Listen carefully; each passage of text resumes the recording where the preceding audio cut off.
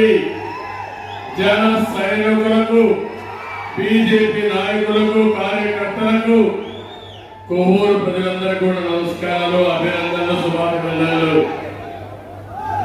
ఈరోజు నేను వచ్చింది కొవ్వూరులో మీరంతా ఎమ్మెల్యేగా ప్రశాంత్ రెడ్డి గారిని ఎన్నుకోవాలి, వేమిరెడ్డి ప్రభాకర్ రెడ్డి గారిని ఎంపీగా ఎంపిక చేయాలని మిమ్మల్ని కోరడానికి వచ్చాను. వస్తే మీ ఉత్సాహం చూస్తున్నాను, మీ అభిమానం చూస్తున్నాను. ఈరోజు ఈ మీటింగ్ 56వ మీటింగ్ ప్రజాంగణం.